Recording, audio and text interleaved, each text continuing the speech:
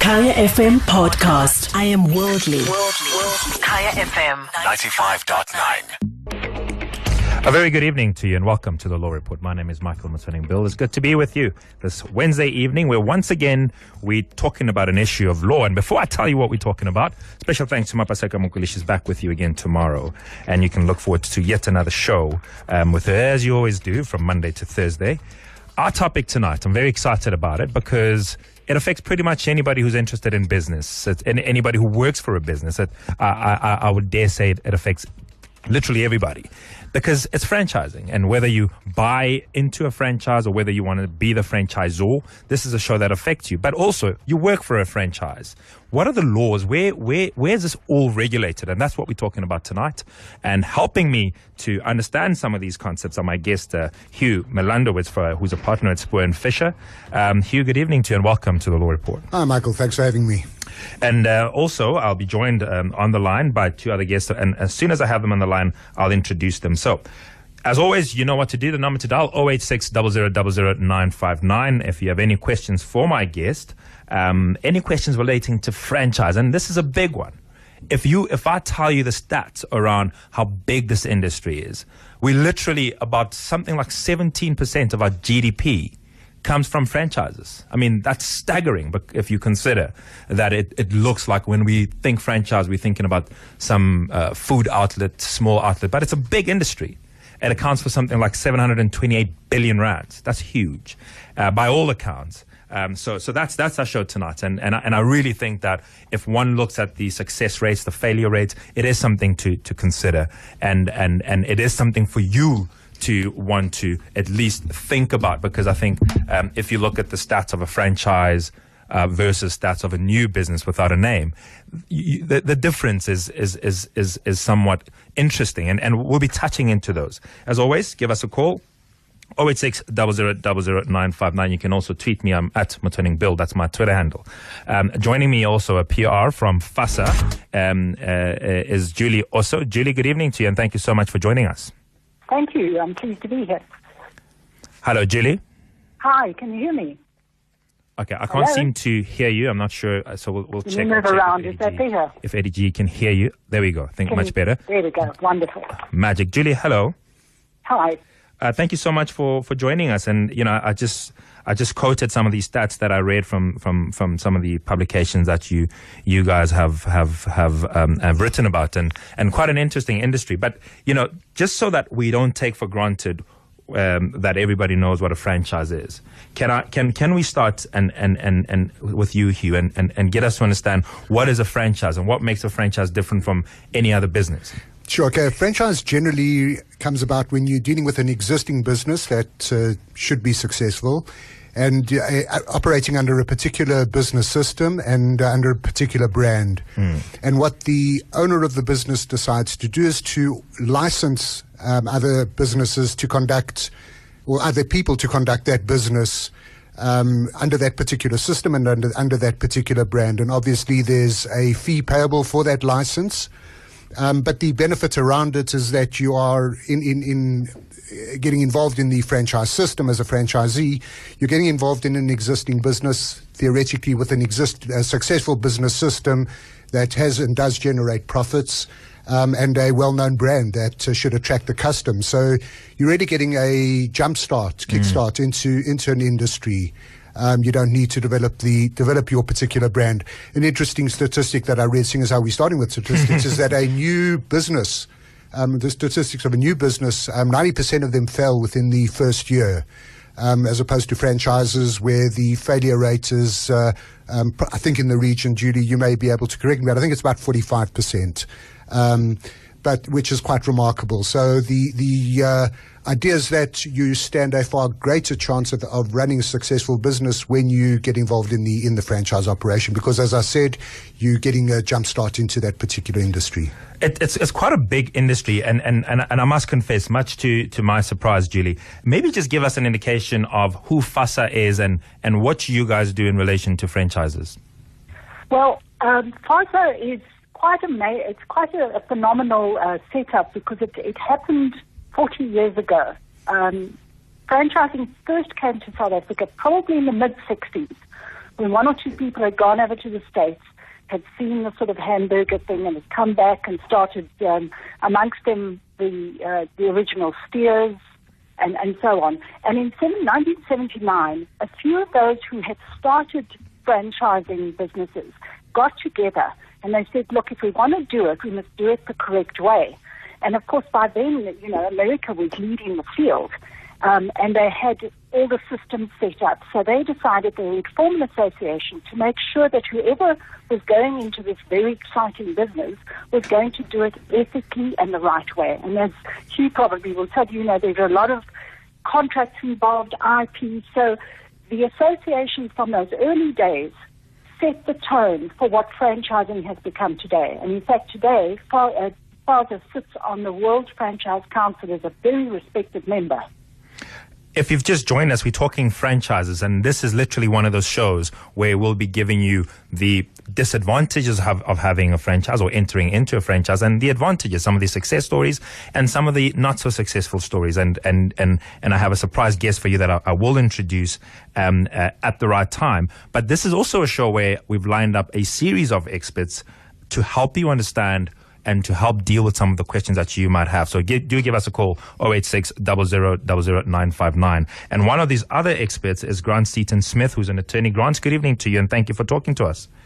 Good evening. Are you well? I'm very good, thank you. Sometimes when we talk about franchises, we always look at it as something that is out there, something that you can only engage as a franchisee. One of the things that we don't comprehend, if I'm running a business and it's a successful business, is how do I then become the franchisor? In other words, what makes a franchisor different from somebody who has a chain of stores? Are we talking about a franchisor and a concept that is franchisable? That's right. So I think the essence of my question is, when does my concept or my business become franchisable? Well, I think that, as an entrepreneur, you're a startup, you come up with a concept, you enter into the marketplace, it's successful, and I think one of the most important things about a franchisable concept is that it is scalable. Mm-hmm. So it isn't so complex that the barrier to entry is prohibitive. So it's something that is relatively easy to multiply, to scale. It's relatively easy to put it in a box, so to speak. So we can quantify the business in many respects. So the business model, the financial model, the capital expenditure involved, the operation of the business is fairly limited in terms of its complexity. And when you've got something like that, often people refer to the KISS principle, keep it simple, stupid. So I always go back to that when it comes to franchising. If you want to franchise your concept, it has to be something simple, scalable, and that the ordinary guy can get involved in and plug into it and learn very quickly how to be successful following your business model. My hope for the show is to ultimately get you, as somebody listening to the show, get you to a point where you have a good and fair understanding of how the franchise system works, what are the advantages and what are the disadvantages. And I have a guest who's agreed to talk to us about her experience, Trudy McKay Sekokotla, and she is the current CEO of McKay Communications, and she bought into a franchise store. Trudy, good evening to you, and thank you so much for talking to us and sharing your story. Good evening, and thank you for having me.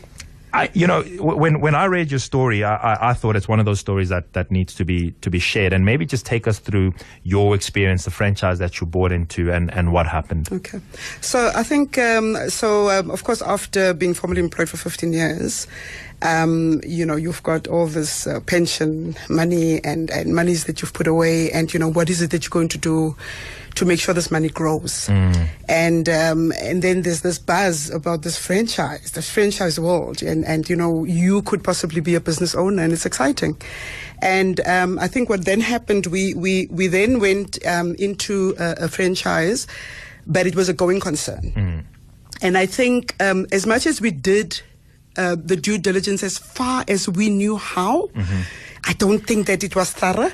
It wasn't long term in terms of looking at, how. So what kind of business was it? It was a restaurant. Right. Yeah, it was in the food industry. Very, very popular. It's one of those franchises that's owned mainly by blacks, by black people, my people. And I can honestly say to you that I just don't think that as black people we become really excited and we're not doing the real due diligence to make sure that beyond today and tomorrow, 6 months, a year. But let's talk about, so you buying into this business. And I get that now you have the benefit of hindsight, but take us through the moment of you buying into the business, what was presented to you and versus what the reality turned out to be. Yeah. So of course you buy into this business and you are told about, how much money you are able to make. Yeah. That it'll sustain you. I come from a corporate environment, and so I understand the principle of getting paid, if it makes sense. Right. So I don't want to go into an environment where I'm not going to get paid. So I'm understanding that I'm going to get paid, I'm going to employ people, I'm going to empower people, everyone will get paid, and we're going to be okay for the next, however, I can't really remember, whether they gave us a time frame to say you're going to be okay for so long. But that was my understanding, certainly, that we now have this business that's going to sustain us, for X amount, for however long we're in this business. Sure. And of course, we look at the books. I have an amazing accountant who have been with my entire life. And he did the due diligence, like I said, as best as we knew how, as new people in this industry. And it looked okay. It looked like they're making money. It looked like the operational costs were okay or affordable. And what did you pay for? How much did you pay, and what were you paying for? So 600,000 for the franchise, and so it's the what do you call it? The operational costs that were really killing us. Right. The rent was insane, 100,000 in a month. Stuff like that.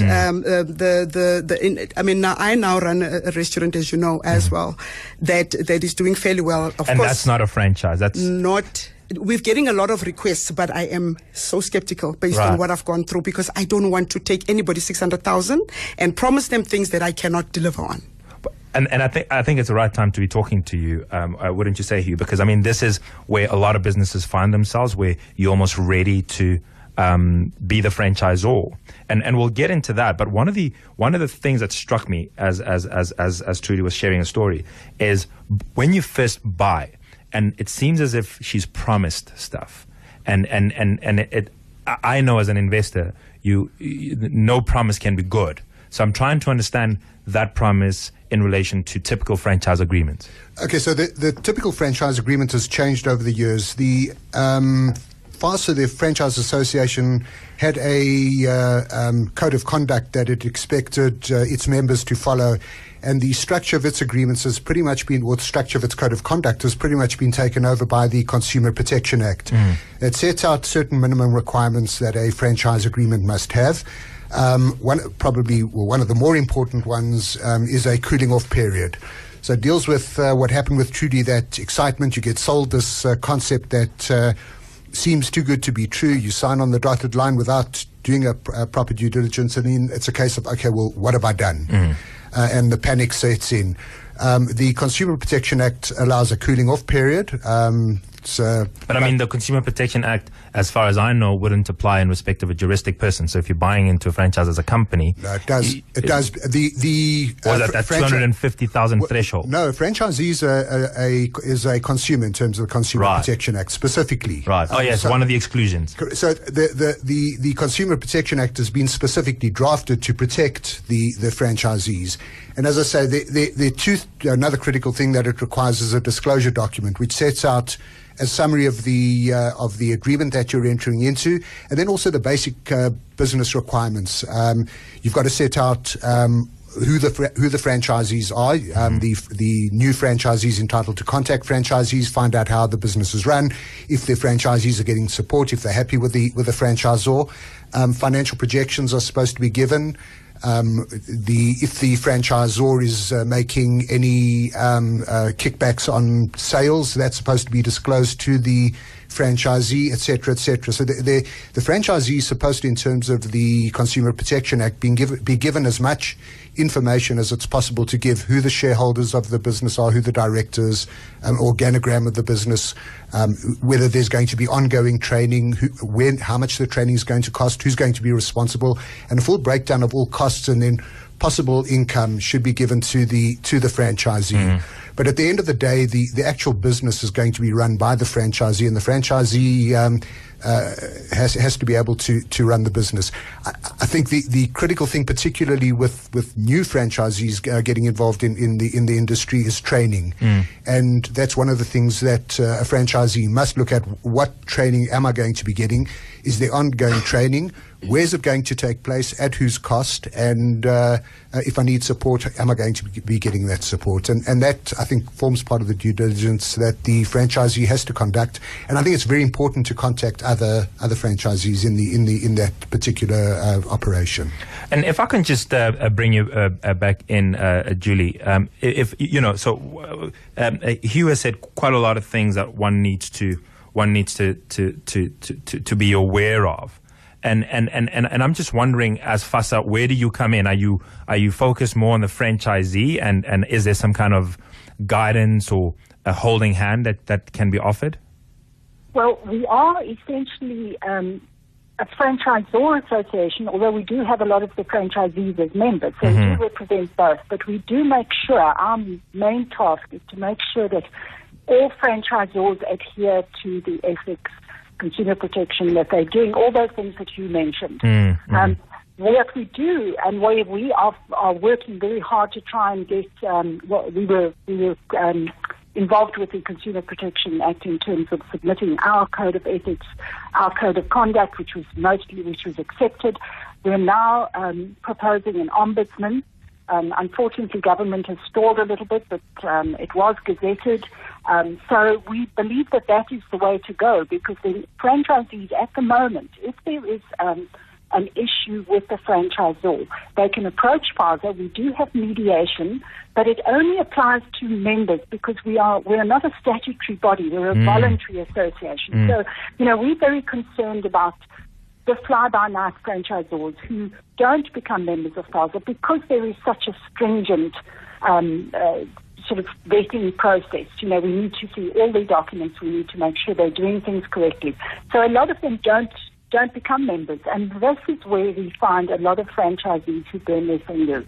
And we really would like to see an ombudsman put in place so that we can help a lot more, and that franchisees have somewhere to go with their, if they have been taken for a ride by a franchisor. I must say that the number of complaints and the mediation that we do is not excessive. So, we believe that although there are so many cases out there, and it's very easy for a franchisor to set up business, sell franchises, take deposits, but with the Consumer Protection Act, we've got a little bit more guarantees, and our task as FASA is to go out we have shows, we have the franchise show, we do workshops where we prepare potential franchisees on what they must look for, how careful they must be, and also to be very realistic, because we also are living in very hard times. And, in 20 years ago, buying a franchise was, printing money. It's no longer the case. You have to work, and there are franchises that are suffering, although we have a survey that we've just done, and generally speaking, our franchisees are very satisfied with their franchises. They would recommend it to other people to buy. So they have a very high, something like 82% is their sort of the percentage of satisfaction with their franchisors. Well, that's actually an interesting stat, and I'm going to want to talk to you some more about those stats. But you wanted to make a point here. Yeah, one of the concerns I always have when clients come to the initial consultation, generally a franchisee looking to acquire a franchise, is first of all, please don't plow your life savings into the franchise. For me, it's probably the most scary situation that I'm faced with. And then the question I then ask is whether the franchise operation that they're getting involved in is a member of FASA. And my reason for that is, firstly, because of there is the code of ethics, and secondly, the dispute resolution process is set up through FASA. If you need to go through other dispute resolution processes, it does become a nightmare. You can choose to go through under the Consumer Protection Act, which has its challenges. It's not operating quite as smoothly as one would hope yet. I think the Ombud is a great idea. And the other route is to go through the courts, and both of them you get attorneys involved. It's expensive. And one thing that we need to bear in mind is that the courts don't give justice, they give judgments. And that's the unfortunate reality. And one takes a big chance in going to courts, and it's an expensive and dangerous route to follow. Again, something that I try and encourage my clients not to do unless it's a last resort. Truly, before I let you go, and you've heard from both Julie and Hugh some of the sort of protection that is available, and having been a franchisee and bought into a franchise and it not having worked out for you.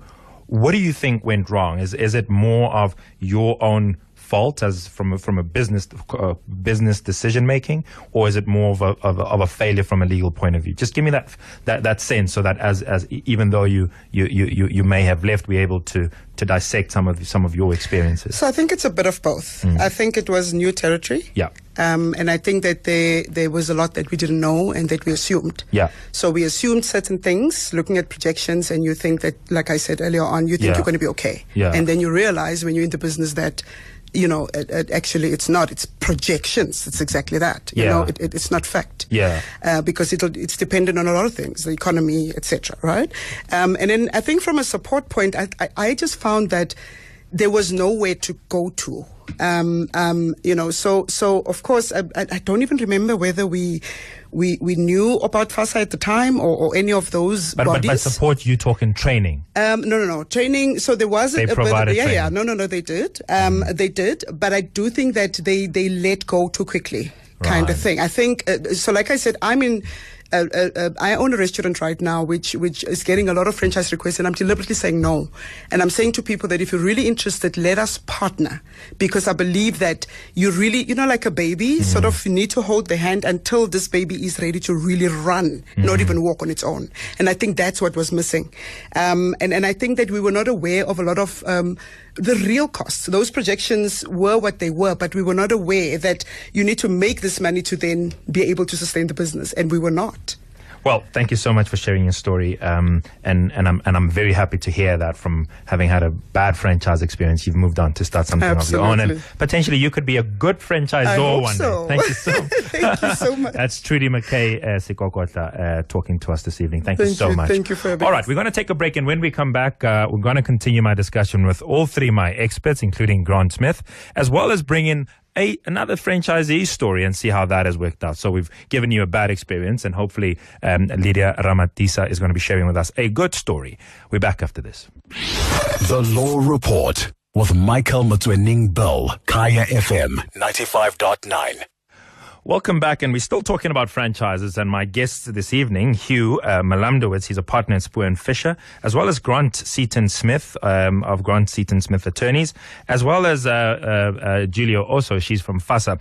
And perhaps if I can just bring Grant, I've kept you quiet for some time, and I apologize, but one of the things that strikes me is this issue of training, because like when I just extract from Trudy's story, it seems as if there's sort of a business acumen that a franchisee would have to have, and if they don't have, they'd have to be protected from the lack of having a business acumen. And I'm just wondering, and as part of the legislative scheme or protection, isn't there some responsibility on potentially legislature, or even is that not embodied in the Consumer Protection Act to ensure that people are protected from themselves? Yeah, look, the Act does stipulate that a franchise agreement must deal with the issue of training. One has to, I would be circumspect as to whether that is the main cause for the failure of the franchise, to be honest. You know, we deal with the failure end, I think, of franchisee-franchising relationships in many respects. And yes, training is an issue, but I wouldn't say that it's central to the failure of many franchises. What would you say? I mean, and perhaps this is probably a fair question to ask to Julie, but in your experience, what did you say is the more common thread in the failures of franchises? I think there's an inherent conflict of interest between a franchisor and a franchisee, because they sell, a franchisor sells to a franchisee a business model. So this business model is, for argument's sake, a fast food franchise model, of which there are many, and they sell you a concept that supposedly works with a projection in terms of what you can expect to make, your fixed costs, your capex, etc., etc., etc. But the franchisor itself has a very different business model to succeed. Their success, in many instances, and I am generalizing to a certain extent, is, for me as a franchisor to succeed, I need critical mass. I need to hit a certain number of franchisees before I start to make money. So I think very often franchisors fall into the trap of trying to proliferate their model too quickly. Embodied in that, yes, there is the training issue, but we want to sell franchises because our target is when we hit 100, we start making money as a franchisor. Now that, as I say, there's an inherent conflict of interest between what the franchisor's goal is and the franchisee's goal. So in a sense, the franchisor's goal is number of franchisees, whereas the franchisee's goal is, I need to make my site profitable. And that's almost, in some instances, and again I say I'm great generalizing, in some instances, it's secondary to the franchisor. So the franchisee's success is almost sometimes just left in the franchisee's hands because we are so busy as the franchisor trying to grow this. We're trying to scale up and we're trying to get our numbers up. And kind of when the pressure's off and we've hit the 100 and we're starting to make some money, we can then throw a little bit more of our own capital into training our franchisees, making sure that they are successful, etc., etc., etc. So let me bring in Lydia Ramadisa. Lydia, good evening to you, and thank you so much for talking to us this evening. Good evening, Michael. Thank you very much. I understand that you've bought into a franchise and it's going pretty well. Tell us about that. Yes, Michael. But at this moment, I'm with another director, Michael, so that he can clarify my story because I've been struggling to express my feelings. I don't know if it will be okay. Just this now, the other director to give you that's fine. Okay, it's Josie Jadim is just next to me. Just because I can't express my feelings, I told in the newspaper my educational background is not so good, but at this time I just want to put things straight. All right, fair enough. Hi, Michael. Hello, Josie.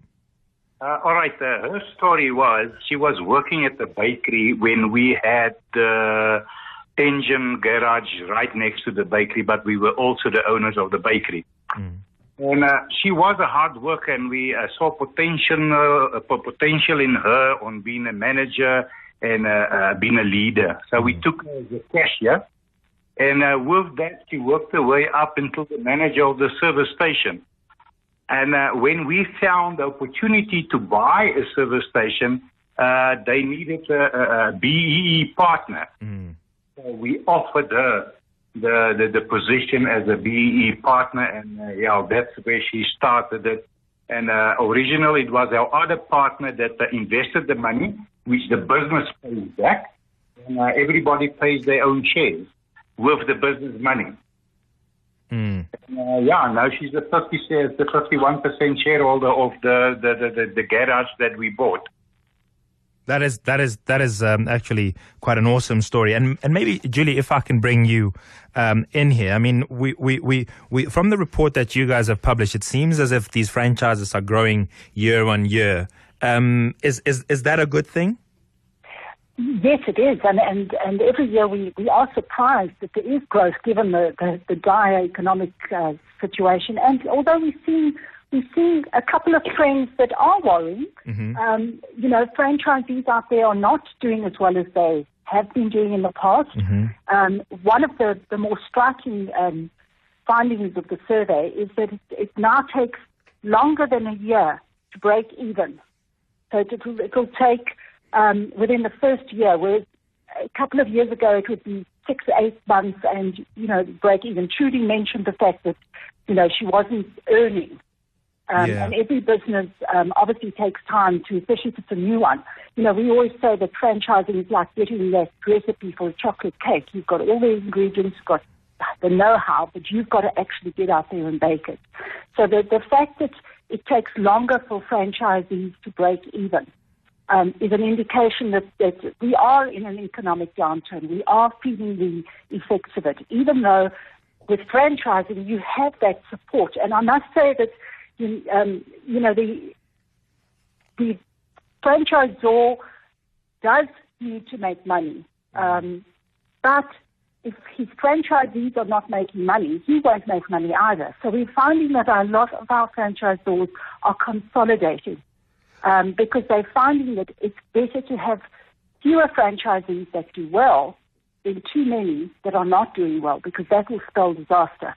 So, the industry is growing. We're very thrilled that, the contribution to GDP is increasing. The turnover, we believe that franchising will always grow. It is something that is such a success formula across all areas. And I know that we've been talking about food in most cases because, people always associate franchising with food.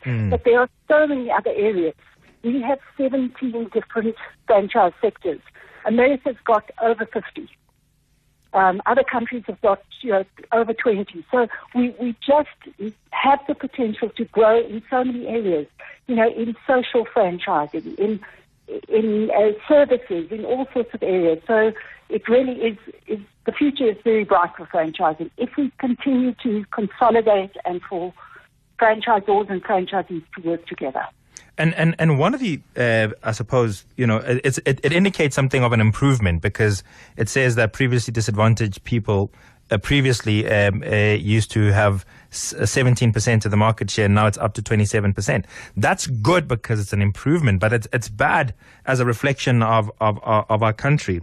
And I'm also seeing that the ownership of women in franchises is not good either, sitting at something like 39%. What do you make of that? And sort of, are we expecting this upward trend to at some point equalize the playing field? Because it does, it is a big market.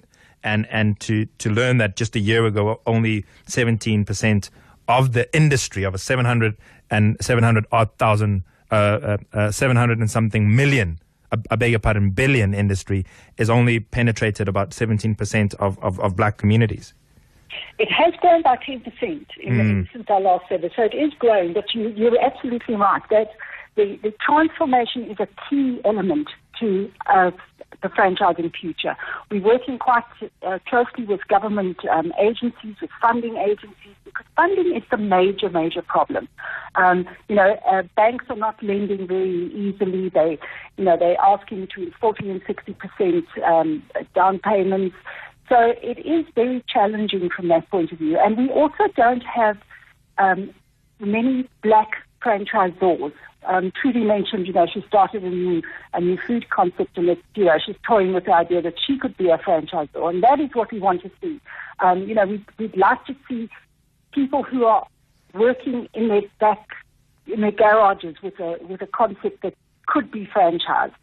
But funding is the major problem here. Let's talk about that, and perhaps maybe let me take a break. But when we come back, let's talk about what do I need to do if I want to be a franchisor, because I think one of the ways we can change what you've just mentioned now, Julie, about black people not being franchisors enough, is to actually say, well, this is actually the making of a franchise. This is how you take your concept and become a franchisor. We're back after this. The Law Report with Michael Bill, Kaya FM 95.9. 19 minutes before 9 o'clock, and we continue our discussion talking about franchises. And I'm joined in studio by Hugh Melamdowitz. He's a partner at Spoor & Fisher, as well as Grant Seaton Smith. He's an attorney, and on the line as well, Julie Oso. She's with FASA, and she's with the communications department there. And I suppose, with only about 18 odd minutes left, I'd like us to just maybe dedicate the remaining time to sort of dealing step by step with how do I then become a franchisor? How do I establish a brand and ensure that I don't get copied or somebody doesn't take my idea and run with it? And if I can start with you, Grant. Yes. All right. So we've got a viable concept that we now want to take to market and franchise. So a couple of the important things are going to be to register your trademark. If there are patents involved, to register those patents, to secure your trading name so that it can't be copied. From there, so those are very foundational. So we want to secure those first. From there are certain legislative requirements that we need to meet in order to start to sell a franchise, and those are set by the Consumer Protection Act, and that is to draft a franchise agreement that is compliant with the CPA, and the CPA dictates to us what needs to be in that franchise agreement. And then probably most importantly is your disclosure document.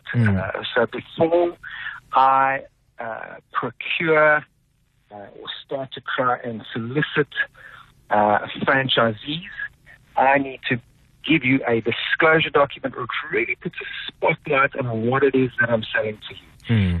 So in a sense, I'm selling a product to you, and that disclosure document is the spotlight that as a prospective franchisee I can have a look at this. And we've heard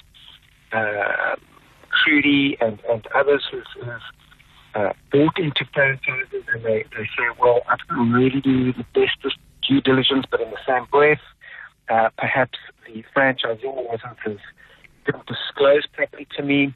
And I want to say that, that is quite clear that a franchise... Grant, I'm afraid our line has deteriorated, and I was quite interested to hear. Let's see if we can get you back on a better line. Julie, perhaps the same question, and I think that, so Grant has sort of set it out nicely for us in terms of, you worrying about issues of trademark, patents, and trading name. But what are some of the things that sort of make you or places you at that point where you can now be a franchisor? I think you have to have a lot of courage, because with all those legalities, you would need, you'd really need to know what you're going into, that you are going to be responsible for a lot of people. And, Trudy showed us the one side of the coin. The other side of the coin is, you've sold a few franchises, the system grows. We know from FASA's perspective that when there are failures, and sometimes you get fads. In other words, you'll get the frozen yogurt fad that came out. And all of a sudden, it's the latest thing, and everybody wants to buy a franchise. Sure. I know exactly what you're talking about. You know exactly what I'm saying. It becomes something that everybody climbs on the bandwagon. So that franchisor sits there and goes, wow, this is fantastic. But he hasn't stopped to think, how am I going to support all these franchisees? The Trudy who says, I didn't get enough attention. That comes with, the legal side is one side, and you might have all your ducks in a row there, but it is the physical and just being able to manage the business and be responsible. And that is why we find that there aren't that many. I mean, we have a total of 500 odd franchise systems. We have 45,000 franchisees out there. So those people who own the franchise systems, it is a very tough job, and it takes a lot of time. That's why we find that we are not getting enough franchise concepts. I mean, we could be franchising all sorts of areas. At the moment, we're talking to government. We're saying social franchising. You take health services in the rural areas. If you had to put in place a franchise system of healthcare where there is a retired nurse in a rural area who can have that franchise of that village, and she looks after the health needs of that community. But it's done on a franchising principle. You need public-private partnership there. You need government to come in to put money in. And you need franchise systems to be put in place. It's done all over the world.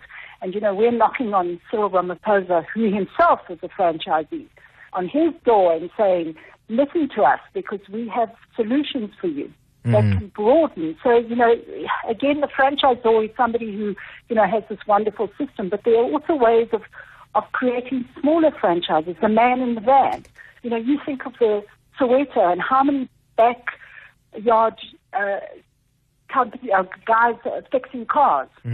If one could get them together to become a franchise. Behind a brand and have a brand and have a... That's it. And have also the guarantee. And I think that's a problem that when we always think franchising, we always think about it in terms of these big brands and we discount and miss the possibility that it could also be that small little business where they all just carry the same name. And the problem with a small little business, and we've had instances where you have food franchises who say, let me put out a little cart, a little street vending cart and distribute and take the brand to the people that way. In principle, in theory, it works. But for the franchisor who has to, and I can just name, for instance, there's the hot dog franchises. Some of them have little kiosks or little trailers, little carts. Yes. The amount of support that you have to give all those little guys and what you're getting in return in terms of royalty or management fee is so small because you can't obviously charge them a very high fee. I mean, maybe born out of, what you're saying, and if I could just bring Hugh back in again, sometimes we're talking about franchising, but are there no other schemes through which people can organize and sort of have a hybrid system of a franchise, whether it's a licensing agreement or whatever type of an agreement? What are some of the options that are available out there for people? Absolutely. Whilst we were talking earlier on, my mind was just drifting off to a licensing scheme where there's no real business system, but you're able to scale up by a whole bunch of people getting together, and that car repair shop, I think, is a great idea. And for a group of people to get together, they're able to they increase their purchasing ability to purchase spares, to run a proper store, and there is a possibility of developing a brand that have to obviously register it, and the group would work together under that particular brand, all being licensed to operate. And there may or may not be the requirement to pay a royalty. There could be various other schemes where discounts are offered to the licensees, and income is derived from other sources than royalties. And I think the opportunities there are also pretty vast. I have a question on Twitter from Reboni Lifutu, and she asked, I recently found out that if you are buying an existing franchise, a seller can cook the books, meaning not disclose a true financial position. How do franchisees guard against this? And perhaps, Grant, if I can bring you in there, please. Yeah. Again, I go back to the Consumer Protection Act. It stipulates expressly that a franchisor is required to provide a financial projection. What can I expect to make? But there's a rider to that, or a proviso to that. The Act says that the franchisor must also not only provide the figures, but they must stipulate the assumptions that they're relied upon in order to produce those figures. And I think that is where the accountability comes. So it can't be a thumbs-up figure. It has to, as a franchisor, I have to say to you, well, I've given you a set of figures, and this is based on our average store. Alternatively, and this is what we advise our franchisor clients, is give your prospective franchisee a high road, a middle road, and a low road based on your high-performing franchisees, your average-performing franchisees, and your lower-performing franchisees. So that a prospective franchisee, when they have a look at your concept, you've been honest about who's performing, who's average, and in fact, there are some of us, let's use a number, 20% of our stores or franchisees that aren't making money. But you know, sorry to interrupt you, Grant. And the question is, what's available to you when the person is not honest? When the numbers are the high ground and the middle ground and the low ground is completely off? What is your recourse, if at all? Yeah, well, this is where, unfortunately, one has to learn up, and we've had a number of cases where we've dealt with this very issue, where franchisees have come to us and we've said, well, what was sold to you? What product were you invited to purchase? And that is one of the key areas that we look at, first and foremost, to say what figures were given to you and what are the assumptions relied upon? Because as Trudy was saying earlier, I did a due diligence as best as I could. But, you know, you're buying a product. You're not buying a going concern necessarily. Yeah. And you rely very much so on the franchisor to open the books to you. So once again, Grant, the line is deteriorating. If I can just come back to you, Hugh, sort of in the early parts of the show, you talked about a cooling off period, and we didn't quite explore the point. If I could just understand, how long is that cooling off period, and how does it work? Okay, so the cooling off period is for a period of 7 business days from the date that the agreement is signed. And basically it gives the franchisee an opportunity to terminate the agreement and any funds that have been given. So normally what a franchisee has to do is pay an upfront fee to the franchisor. Often that's on signature of the agreement. Trudy, I think, said hers was about 600,000 Rand. So the cooling off period is basically a without prejudice period. So even if you've paid that amount over, you're entitled to recoup those amounts. So the agreement would be terminated, would be regarded as null and void, not having been entered into. You'd be restored to the position that you were in prior to signing the agreement. All funds would be returned, and you'd go on. Each party would go on their merry way. And would this apply in respect of both an existing franchise, or as well as a new franchise, or to one? It applies with any acquisition of a franchise. So when Trudy enters into that franchise agreement, having purchased an existing franchise, she should be given a cooling off period as well. And Julie, and I imagine this is going to be my last questions. Both gentlemen have spoken about a disclosure document. What goes into this disclosure document to ensure that the franchisee is protected? Again, as was mentioned, it's a very important document because it shows you exactly the company that you're buying into. So it's the financials. Yes, and the most important aspect, as far as we're concerned, is that in that disclosure document, the franchisor has to give you a list of all the franchisees with their contact numbers. They also have to tell you the stores that they've closed down and why.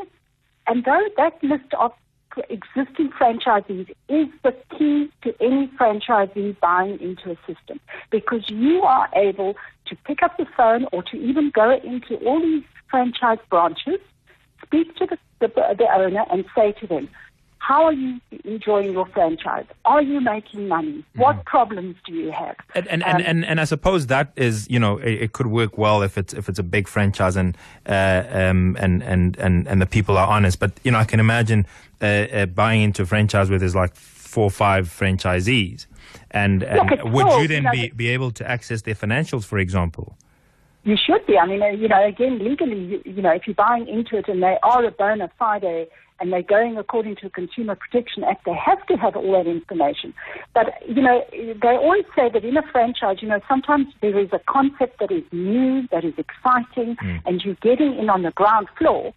That can also be a great thing. I mean, if you think of food franchises on every corner, you sometimes think twice, saying, well, how much money am I going to make when my competition, there's so many within the brand, whereas a new concept often is a great thing. But, the risk is higher because you don't have all those franchisees and their testimonies to be able to say, the one big question is you have to say to an existing franchisee, if you've had your time again, would you buy this franchise again? Yeah. And we have, as far as our statistics and our survey has just shown that, in fact, the franchisees had a 72% franchisees were more likely to purchase another franchise.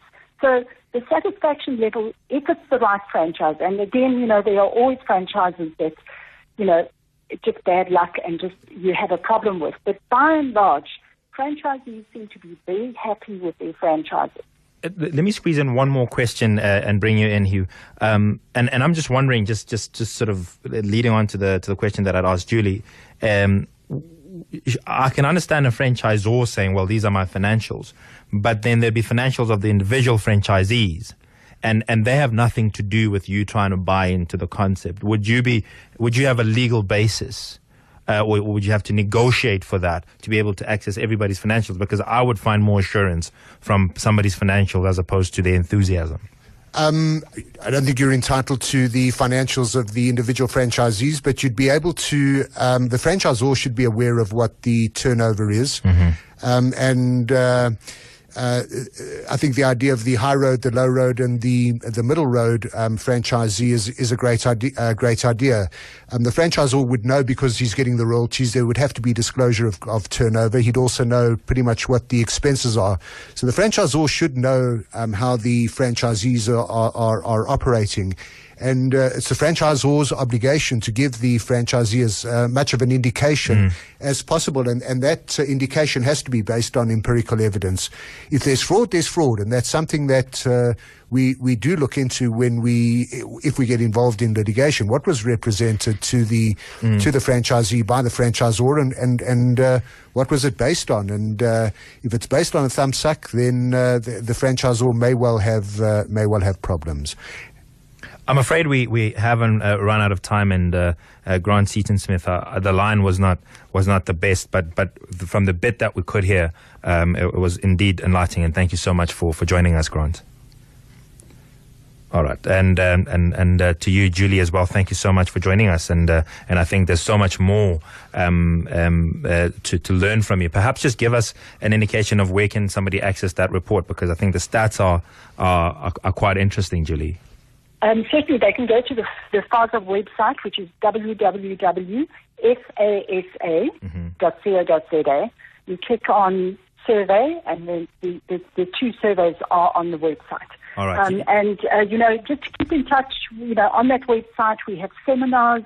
We're going to be launching with government funding agencies in the new year. We'll be going around the country to present funding options. So we really, that whole idea of increase the sort of level or the percentage of PDI franchisors and franchisees is a main goal for us. Well, thank you so much for joining us, and to you, Hugh, thank you very much for coming all the way to the studio. Thanks, I appreciate Michael. it. Thanks for having me.